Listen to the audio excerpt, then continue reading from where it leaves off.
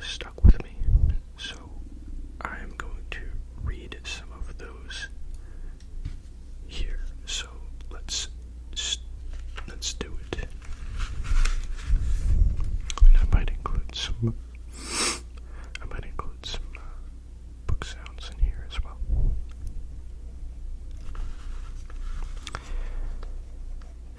Don't ever forget these things.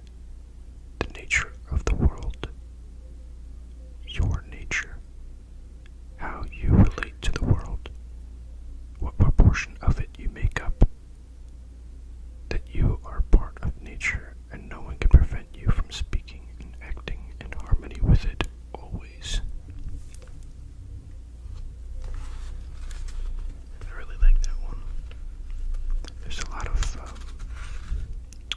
he can be kind of dark sometimes, but a lot of his stuff is like self-empowering, so to speak. Let's go to the next one. And this is a little bit where we get a little bit dark.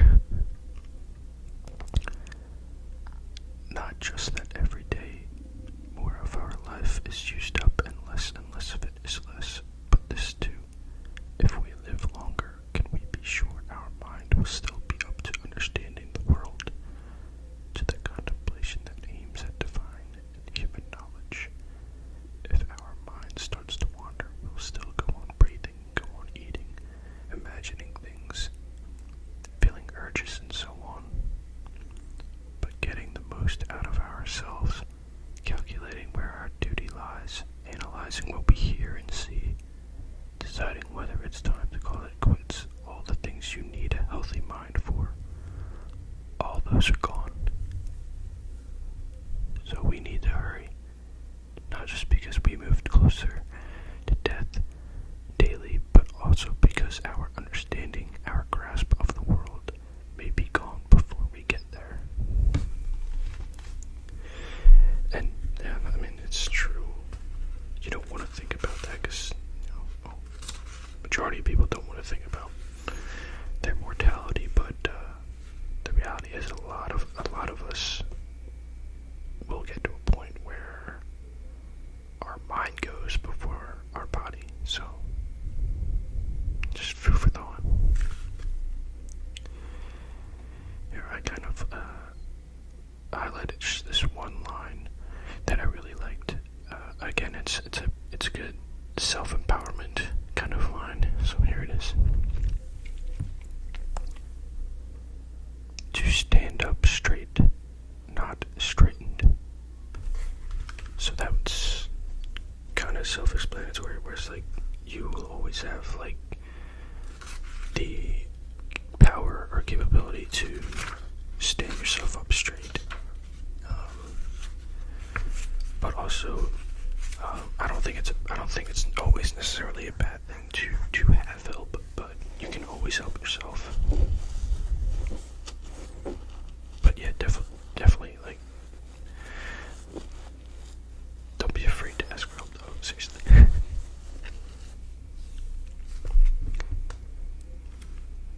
Here's another one, sort of like that. It's just I highlighted just the one line of this one entry. The world is nothing but change. Our life is only perception. That's good. That's a good one, because we have such a small, such a minuscule part of time assigned to us, and the world is constantly changing, and we just get to see one small part of it. If thought is something we share, then so is reason. What makes us reasoning beings? If so, then the reason that tells us what to do and what not to do is also shared. And if so, we share a common law, and thus are fellow citizens, and fellow citizens of something. And in that case, our state must be the world. What other entity could all of humanity belong to? And from this state that we share, come thought and reason and law. they come from? The earth that composes me derives from earth, the water from some other element, the air from its own source, the heat and fire from theirs. Since nothing comes from nothing, it returns to it. So thought must derive from somewhere else as well. This is another thing that he circles back to a lot, is the thought that, he viewed himself as a citizen of the world, and therefore tried to go about what he thought was best for the world. Now, that's debatable, but the point being, we're all citizens of the same planet, and we choose to separate ourselves with borders based on a language we speak, or how everybody looks different from us or something like that. But it is kind of silly, and well, yeah, I mean, it sounds kind of but like dreamy, but we're all in this together, we all rely on one another, so.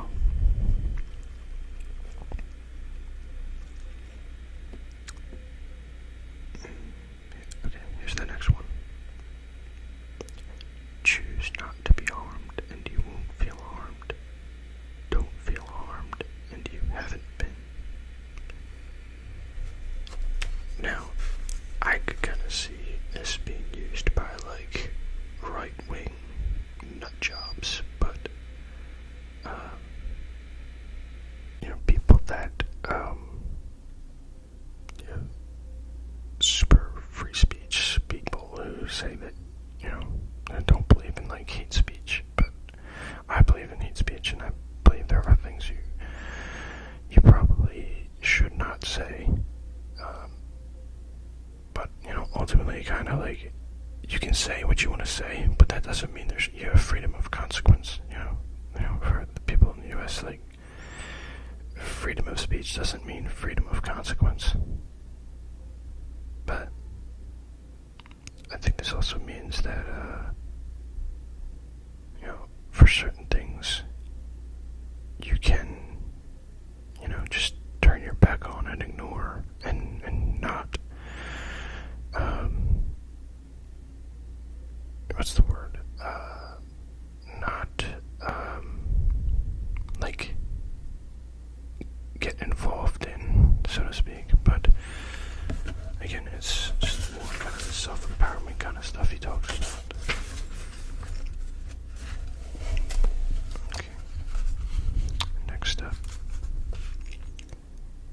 If you seek tranquility, do less, or more accurately, do what's essential, what the logos of a social being requires, and in the requisite way, which brings a double satisfaction. To do less, better, because most of what we say and do is not essential. If you can eliminate it, you'll have more time and more tranquility. Ask yourself at every moment, is this necessary? But we need to eliminate unnecessary assumptions as well, to eliminate the unnecessary actions that follow. This one stuck out to me because it kind of goes along with a quote I like, where I heard on YouTube somewhere. I think it was from a yogi named Sadhguru, who said, when asked, is it better to do what you love, or what was the question? It was something about, should you do what you love for a career or something like that, and he answered by saying, an intelligent person would do what they enjoy, but a true genius does just what is needed. And that really stuck with me, because I've always been kind of a person that's not necessarily a minimalist, but like,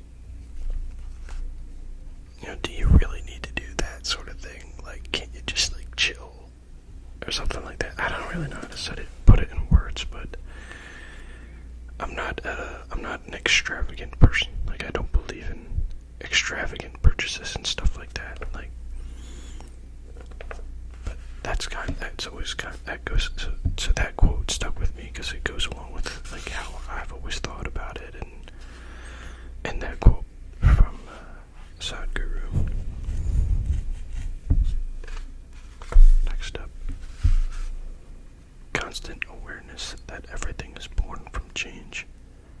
The knowledge that there is nothing nature loves more than to alter what exists and make new things like it. All that exists is the seed of what will emerge from it. You think the only seeds are the ones that make plants or children. Go deeper.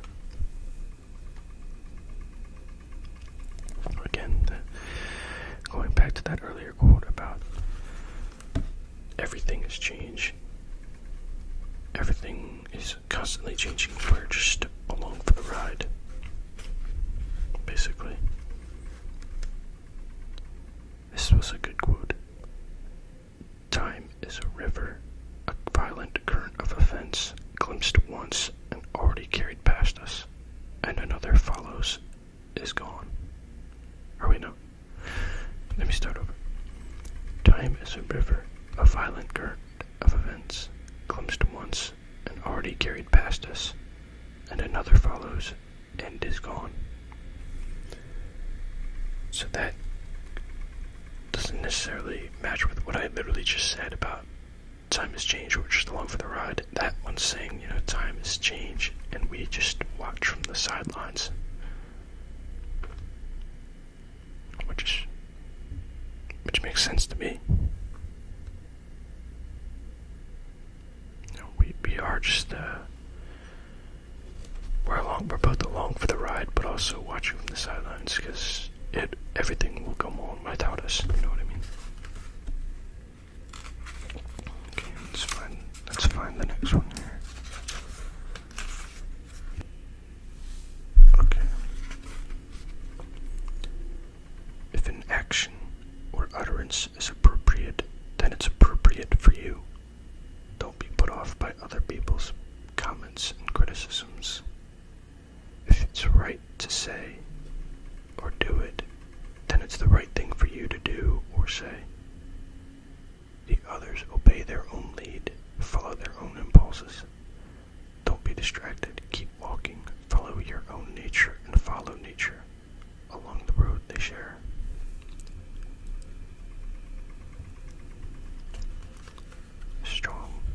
Strong quote.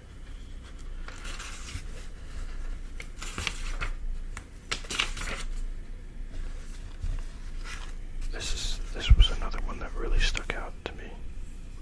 Hold on. Get rid of that notification on my laptop. There we go. It's really the whole theme of this next paragraph is pretty good, but it was the last two sentences that really stuck with me. In a sense, people are our proper occupation. Our job is to do them good and put up with them. But when they obstruct our proper tasks, they become irrelevant to us like sun, wind, animals. Our actions may be impeded by them, but there can be no impeding our intentions or our dispositions, because we can accommodate and adapt. The mind adapts and converts to its own purposes the obstacle to our acting. The impediment to action advances action. What stands in the way becomes the way. I'm going to repeat those two last lines again. The impediment to action advances action. What stands in the way becomes the way. That really, really stuck with me. To me, it means, the daily challenges that, us as individuals can face are not something we should avoid. We need to go through and fight through them. So it also means that it also talks about how, like, motivation isn't always there, but once something gets in the way, motivation will kick in. And unfortunately, I think that is true for most people, and it's kind of unfortunate. So it's like you don't fix a problem until the problem happens. So there's not enough like preemptive attempts to fix a potential problem. And there's a lot of, speaking as somebody in the U.S., there's been some things happening lately that have really motivated a lot of people. And I don't want to get too far into it, but talking about, what the Supreme Court has done, and how they've just completely stripped away women's rights.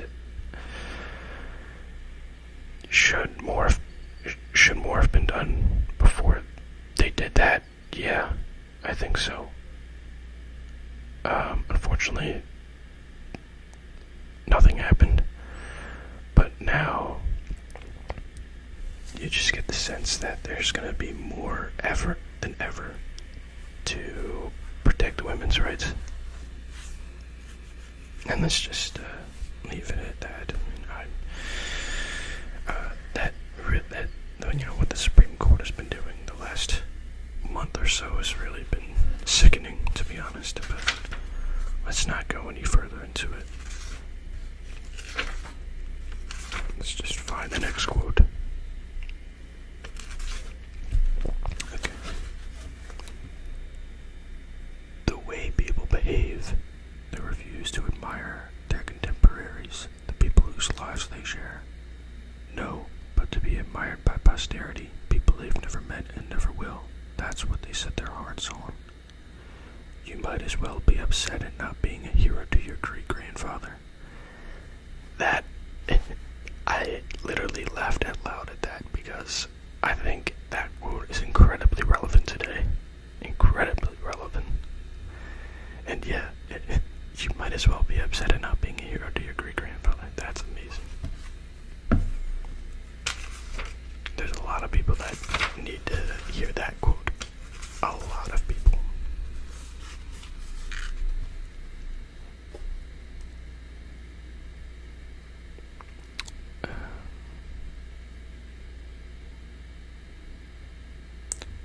You take things you don't control and define them as good or bad. So, of course, when the bad things happen or the good ones don't, you blame the gods and feel hatred for the people responsible, or those you decide to make responsible. Much of our bad behavior stems from trying to apply those criteria. If we limited good and bad to our own actions, we'd have no call to challenge God or to treat other people as enemies. That kind of goes along with the God of the gaps sort of thing. And, when good things don't happen, people look for something to blame. They always do. Which is unfortunate.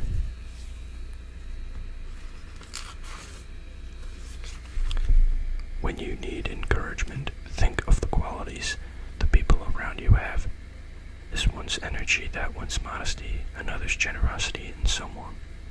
Nothing is as encouraging as when virtues are visibly embodied in the people around us, when we are practically showered with them. It's good to keep this in mind. This was a good quote to me because as someone who relies on, not necessarily relies, but thrives when I'm around the people I care about the most, that's you can use use the people around you to motivate yourself, and that just really put it in a good light. He's way better with words than I will ever be.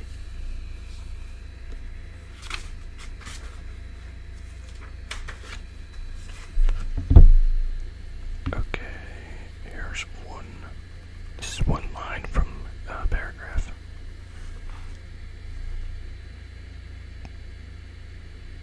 But remembering that our own worth is measured by what we devote our energy to. That is pretty strong. It's basically saying, at the end of the day, how we will be, viewed is based on, our actions, what we've done, what we've devoted ourselves to. And so, yeah, if you devote yourself to the right things, you're gonna have a good view of yourself. Before long, nature, which controls it all, will alter everything you see and use it as material for something else over and over again, so that the world is continually renewed. Again, that topic of change, it's a big thing with him. Disgraceful that the mind should control the face, should be able to shape and mold it as it pleases, but not shape and mold itself. That's a big one. Just think about all the people who have mental health issues, and I'm one. People very close to me have this, and it's the brain can do so many great things, but it can't fix itself. Well, for the most part, you can't. For most people, their brain can't fix themselves.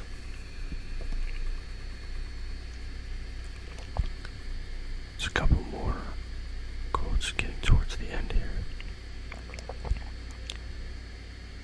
It's quite possible to be a good man without anyone realizing it. Remember that.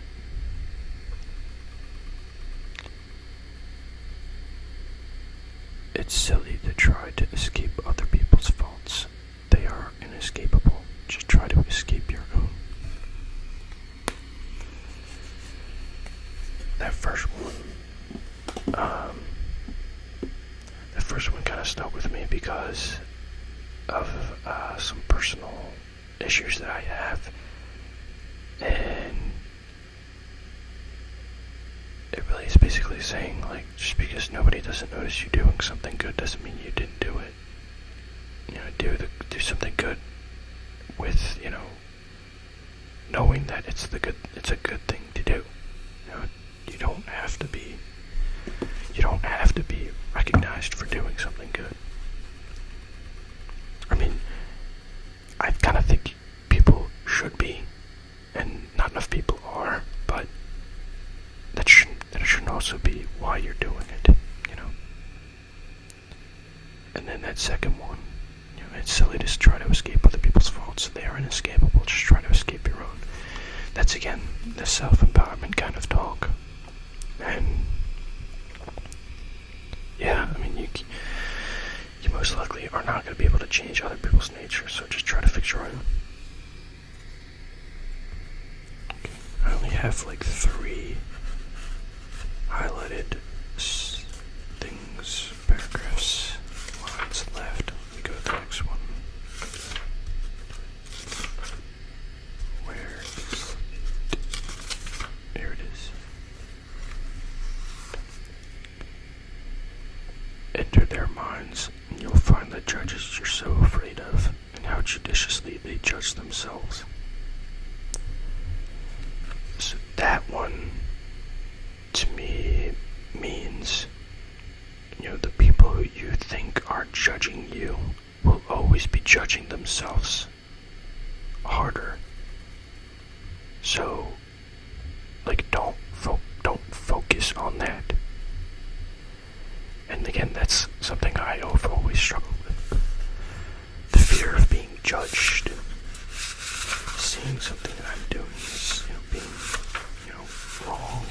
considerate, all that kind of stuff.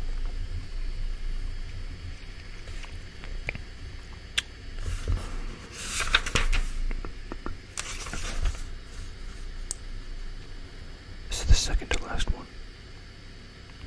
A straightforward, honest person should be like someone who stinks. When you're in the same room with him, you know it. But false straightforwardness is like a knife in the back. False friendship is the worst. Avoid it at all costs. If you're honest and straightforward and mean well, it should show in your eyes. It should be unmistakable. And that's something you see in like books and movies and stuff like that, where people talk about, you can see it in their eyes that they mean well. I kind of had a hard time picking up on that because I don't pick up on like the social cues and stuff like that, so I don't. It's just something I struggle with. But that first part, like a straightforward, honest person should be someone who stings. When you're same room with him, you know it. And that's something I definitely wish I was better at. And also that, false friendship is the worst. Someone just taking advantage of you. It's one of the worst feelings, for sure. Okay, here is the last one. It never ceases to amaze me. We all love ourselves more than other people, but care more about their opinion than our own. If a God appeared to us, or a wise human being even, and prohibited us from concealing our thoughts or imagining anything without immediately shouting it out, we wouldn't make it through a single day. That's how much we value other people's opinions instead of our own. And again, circles back to the old self-empowerment topic that he talks about a lot, where you have to look inward before looking outward.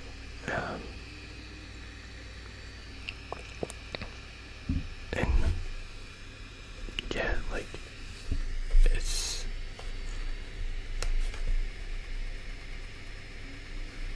and talk about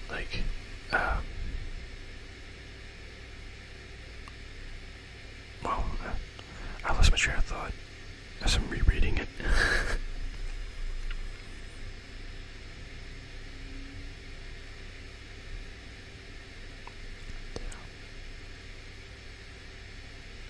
Putting too much focus on what other people think. You gotta focus on your own.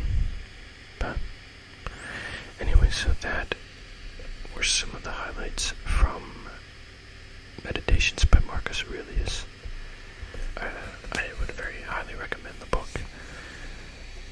I really enjoyed it, and I think I might do another audio soon of just talking about the books in general that I've read lately, because I'm pretty astounded at how many I've read. I've read almost 20 books this year, which is by far the most I think I've read in a 7-month period before. But so I might do that next. And then the next philosophy book I have is the Nicomachean Ethics or Nicomachean, I think it's pronounced, the Nicomachean Ethics by Aristotle. So I'm going to do the same thing with that. I'm going to go through, read, and then highlight a bunch of it. And come back with some highlights. And then another thing that I've been recommended to read, and it's Eastern philosophy, which I haven't dipped into. I'm very much interested in, but I haven't dipped into it yet. Now I'm most likely going to butcher some of this pronunciation. It is the Tao Te Ching. It is a lucid translation of the well-known Taoist classic by a leading scholar, written more than 2,000 years ago. The Tao Te Ching, or the classic classic of the way and its virtue, is one of the true classics of the world of spiritual literature. Traditionally attributed to the legendary old master Lao Tzu, the Tao Te Ching teaches that the qualities of the enlightened sage or ideal ruler are identical with those of the perfected individual. Today, Lao Tzu's words are as useful in mastering the arts of leadership in business and politics as they are in developing a sense of balance and harmony in everyday life. To follow the Tao, or way of all things, and realize their true nature is to embody humility, spontaneity, and generosity. So yeah, that the way of all things and balance and harmony, I've always seen that as a major common theme from Eastern philosophy. But so that's going to be something I also read next soon. So something else I'm going to be